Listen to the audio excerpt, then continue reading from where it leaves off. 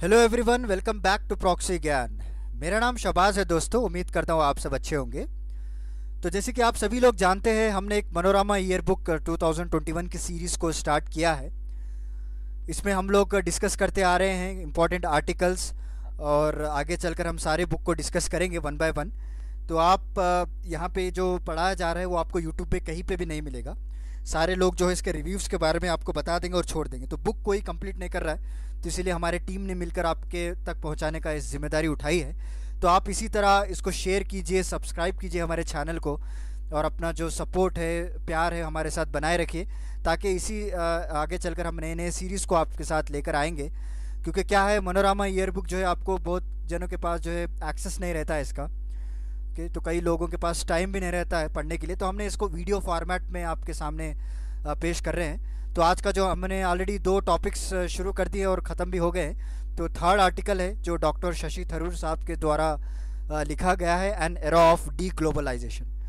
जी हाँ दोस्तों, इन्होंने कई सारे प्रोस्पेक्टिव्स की बात की है इस आर्टिकल में, और ये आर्टिकल मेनली आपको जो री इमर्जिंग आफ्टर कोविड-19 के बारे में ज़्यादातर फोकस करता है कि ग्लोबल कैपिटल किस तरह से इम्पैक्ट हुआ है, हमारे जो इन्वेस्टमेंट्स हैं, एफडीआईस है, उसके ऊपर क्या क्या इम्पैक्ट पड़े हैं, और डायलेमास, डिसरप्शंस के बारे में इन्होंने बताया बड़ी खूबसूरती के तरीके से, और रीजनल इम्प्लीकेशंस क्या क्या होते हैं। और कोरोना के दौरान जो बॉन्ड्स निकाले गए थे यूरोपियन यूनियन के द्वारा, उन्होंने उस बॉन्ड्स के बारे में भी जिक्र किया है। तो वन बाय वन सारा कुछ मैं आपको बताऊंगा। आपके आंसर राइटिंग में, मेंस एग्जामिनेशन में आपको बहुत हेल्पफुल मिलेगा इसके स्टैटिस्टिक्स, इसके पॉइंट्स अगर आप मेंशन करेंगे। तो चलिए आगे बढ़ते हैं। तो आगे बढ़ने से पहले मैं आपको एक छोटा सा वीडियो दिखाना चाहता हूँ, उसके बाद हम हमारे आर्टिकल में चले जाएंगे। हाय, दिस इज वेरोनिका। अब आप मेरे साथ 1-on-1 जूम सेशन बुक कर सकते हैं कॉम्पिटिटिव एग्जाम काउंसलिंग के लिए। जिस तरह आपके बहुत सवाल रहते हैं कि कॉम्पिटिटिव एग्जाम्स के लिए क्या ऑप्शनल लिया जाए, आंसर राइटिंग कैसे किया जाए, उसके लिए मैं आपको काउंसलिंग दूंगी आपके पर्सनल स्ट्रेंथ्स और वीकनेस पे based. So see you there only on proxygyan.com। Thank you.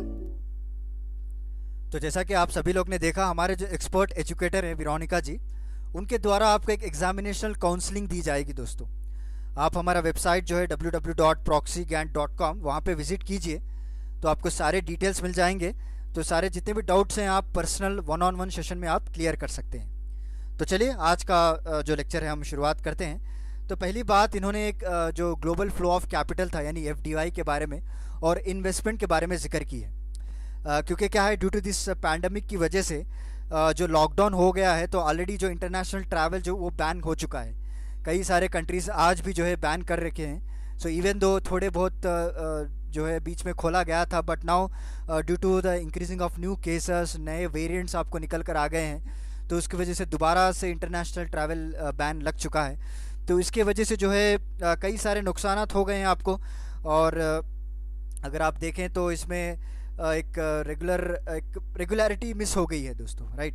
तो पैंडमिक की वजह से, एक लॉकडाउन की वजह से जो अभी जो पीपल है वो आपको एक शील्डेड वे में आपको देखने को मिलेंगे। तो लोग डर रहे हैं एक कंट्री से दूसरे कंट्री माइग्रेट होने के लिए। तो ये भी एक वेरी इंपॉर्टेंट चिंताजनक बात हो गई है। और आगे चलकर अगर आपने देखा होगा तो उन्होंने ये भी मेंशन किया है कि पैटर्न ऑफ वर्क भी बदल चुका है। तो जो कोविड-19 से पहले जो हम वर्क किया करते थे, कई सारे एरियाज़ जो है आपको क्राउडेड है, वर्क प्लेस में क्राउडेड देखने को मिलती थी आपको, ऑफिस बिल्डिंग्स में, कैंटीन्स में। अभी ज़्यादातर जो है वर्क फ्रॉम होम हो चुका है। तो इसके लिए भी अभी जो strict social distancing norm follow किए जा रहे हैं। तो कई सारे फेमस कंपनी जैसे ट्विटर का इन्होंने मेंशन किया, तो मैंने इस पॉइंट्स को भी यहाँ पे लगाया है। तो ट्विटर ने तो अपने एम्प्लॉयज़ को वर्क फ्रॉम होम दे दिया है इंडेफिनेटली, जब तक आप चाहते हैं जब तक आप कर सकते हैं। तो इस तरह से वर्क कल्चर भी बदल चुका है। और ओल्ड इकोनॉमी की इन्होंने बात की है कि वर्ल्ड इकोनॉमी किस तरह से चेंज हुई है। बिकॉज सिंस 1980 में जब ग्लोबलाइजेशन शुरुआत हुई थी वर्ल्ड में, एक open system of free trade को जारी किया गया था 1980 के बाद। जो एफडीआई का कॉन्सेप्ट है वो ज़्यादातर फोकस में आया था। ओके, सो लोगों के बीच में फ्री ट्रेड एग्रीमेंट साइन होना शुरू हो चुके थे अमॉन्ग द कंट्रीज़।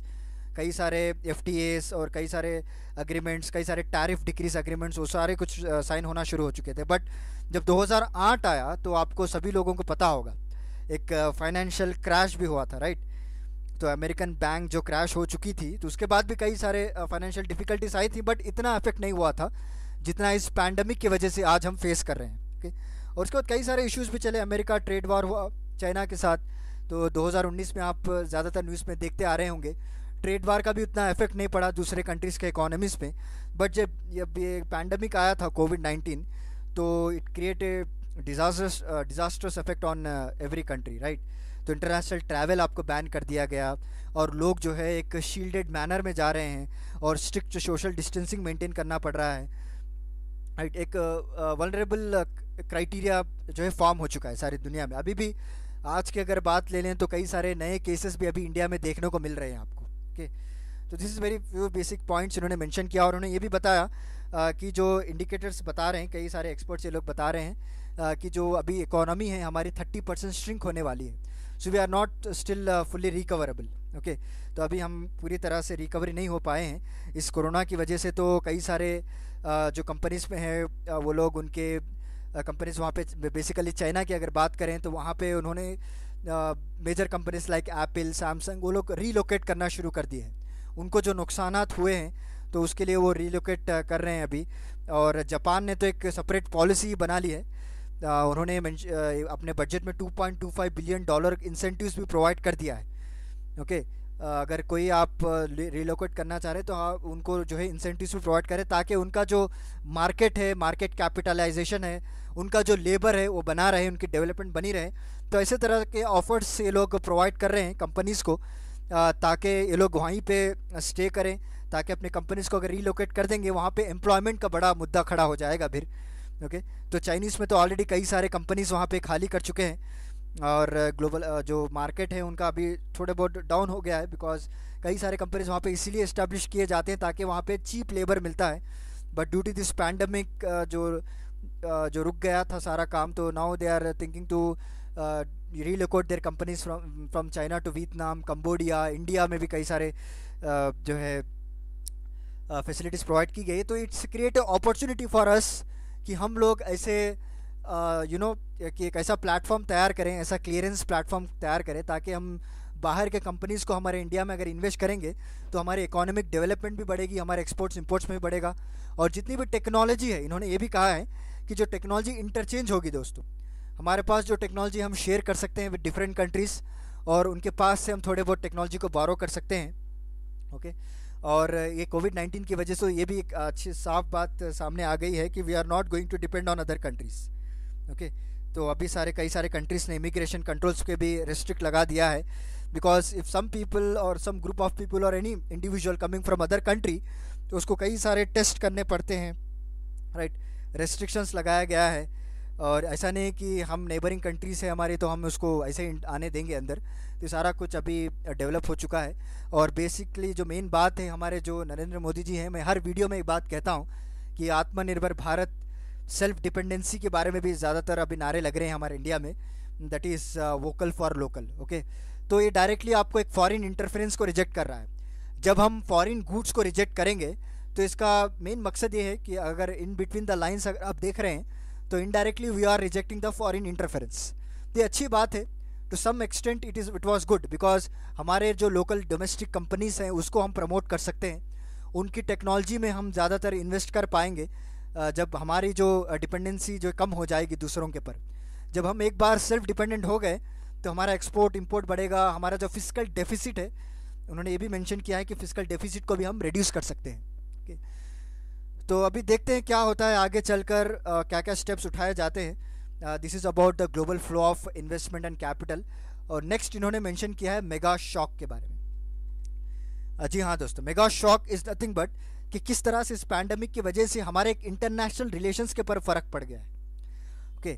तो जैसा कि आप सभी लोग जानते हैं कि मल्टीलेटरलिज्म, इसके पर कई सारे सवाल उठाए गए हैं। मल्टीलेटरलिज्म इन द सेंस कि टू और मोर कंट्रीज एक जगह फॉर्म होना और एक को एक सपोर्ट करके आगे चलते रहना, उसके पर अभी सवाल उठाए गए हैं। बिकॉज ये पैंडमिक में अगर आपने देखा होगा कि कई सारे जो कंट्रीज़ हैं वो अपना अपना जो देख रहे हैं, ओके। ज़्यादा यूएस की अगर आप बात ले लें तो कई सारे वैक्सीन को उन्होंने एडवांस में ही परचेस कर लिया है, ओके। और जो यूएस प्रेसिडेंट है डोनाल्ड ट्रंप, उन्होंने विड्रॉ करने की भी घोषित कर दी है WHO से। तो इस तरह से अगर विड्रॉल करते जाएंगे इस सिचुएशन में, then we are basically lacking at somewhere, because यहाँ पे अगर इस सिचुएशन में अगर बड़े बड़े ऑर्गेनाइजेशंस को हम फाइनेंशियली सपोर्ट करेंगे, then they can have a platform that they can fight with the virus. But anyhow आगे चलकर जो नए प्रेसिडेंट आए हैं हमारे जो बाइडन, उनका कहना है कि वो रिजॉइन किए जाएंगे, सारे पेरिस क्लाइमेट डील में भी वो रिजॉइन होने वाले हैं, अभी WHO में भी रिजॉइन होने की बात चल रही है। तो let's see what will happen. तो उन्होंने मेगा शॉक के अंदर ये बताया है कि इस वक्त जो एक ओमनियस थ्रेट मंडरा रहा है हमारे मल्टीलेटरलिज्म के लिए, तो इसको हम जो सही करना वेरी इंपॉर्टेंट है, rather than we destroyed, okay, rather than withdraw करने से या फिर उनको फंडिंग प्रोवाइड करने से या मतलब रोकने से। तो ये सारे चीज़ों को अगर अवॉइड करेंगे हम तो will strength our organisation so that they can fight in future also. Okay, next अगर बात करें तो डायलेमास एंड डिसरप्शन, ये एक अच्छा इंपॉर्टेंट पार्ट इन्होंने मेंशन किया है अपने आर्टिकल में, क्योंकि देखिए अगर ये पैंडमिक की तो अपनी जगह है, ये तो एक बीमारी है तो उसकी वजह से हम लोगों को प्रिकॉशन लेना ज़रूरी है, बट इसको थोड़े लोग जो है गलत फ़ायदा भी उठा रहे हैं। इन्होंने क्लियरली मेंशन किया है कि इस पैंडमिक के जो फियर की आड़ में कई सारे ऐसे गलत काम भी हुए हैं। अथॉरिटी जो है कंप्लीट पावर ले चुका है अपने, क्योंकि कई सारे गवर्नमेंट्स ऑफ डिफरेंट कंट्रीज, चाहे इजराइल ले लीजिए आप और दूसरे कई सारे कंट्रीज है जो एक डिक्टेटरशिप के जैसा बदल गया है। Even though it was a democratic country होने के बावजूद भी वहाँ पे डिक्टेटरशिप चल रहा है। ओके, किसी को भी पकड़ के अंदर डाल दे रहे हैं या फिर किसी को भी इन्वेस्टिगेशन किया जा रहा है, और कई सारे गवर्नमेंट्स तो अपने पार्लियामेंट्स के पर, कोर्ट्स के पर भी कंट्रोल करना शुरू कर दिया है। Okay, even police, media, they are ruling it. जो वो दिखाना चाहते हैं वही मीडिया लोग दिखाते हैं, जो कवर करना चाहते हैं, जो उसको बताना नहीं चाहते उसको कवर किया जा रहा है। असलियत क्या है वो कई सारे छुपा दी गई है इस पैंडमिक की वजह से, क्योंकि लोगों के बीच में तो ऑलरेडी डर है, कहीं पर लोग अटक चुके हैं, माइग्रेंट्स जो है अटक चुके हैं, तो उनको उनके दिल में पहले ही भय है, फिर ऊपर से ये जो फेक न्यूज़ फैलाई जा रही है और गवर्नमेंट पूरा कंट्रोल लेने की वजह से और भी ज़्यादा फियर बढ़ चुका है। और अगर आप देखें तो उन्होंने आरोग्य सेतु ऐप के बारे में भी मेंशन किया गया है। Okay, even though it was a very beneficial app, ऐसा नहीं कि मैं इसको एकदम हम निकाल कर फेंक सकते हैं, बट एनी हाउ इसकी आड़ में कई सारे जो प्राइवेसी डाटा है वो लिया जा रहा है, दैट इज़ वेरी इंपॉर्टेंट। तो इसको अगर प्रॉपर रेगुलेट करेंगे आप तो it will be very good. तो इसमें क्या हो रहा है, पुलिस वाले जो है कई सारे कॉल रिकॉर्ड्स को डिमांड कर रहे हैं और उनके नाम, उनके पता, जो भी एड्रेस है वो डाटा कलेक्ट किया जा रहा है in the name of contact tracing. तो आप सभी लोग जानते हैं कि हमने एक मेथड भी निकाला था, हमारे इंडिया में भी चला था कि कॉन्टैक्ट ट्रेस किया जाए, ताकि हम जो इन्फेक्ट हुए हैं कोरोना वायरस से उसको हम रोक सकें।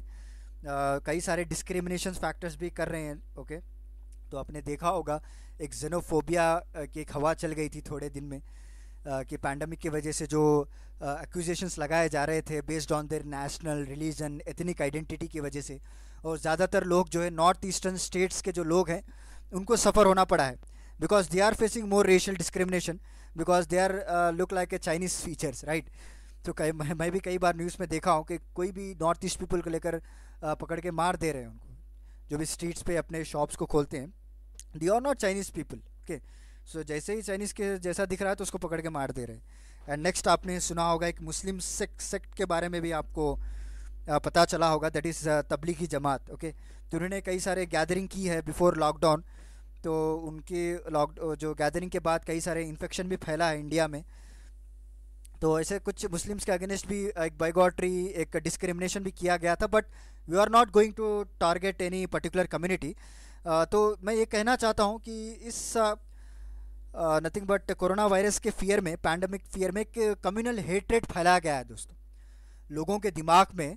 तो नाम आपको कोरोना वायरस का लगा दिया गया है, बट बिहाइंड जो है एक कम्युनल हेट्रेट डेवलप करने की कोशिश की गई है। ओके, सो आपस में एक रिलीजन्स के बेस पे डिस्क्रिमिनेट किया गया है, even in hospital, in medical health care also. Okay, identity को लेकर इसको डिस्क्रिमिनेट किया गया है।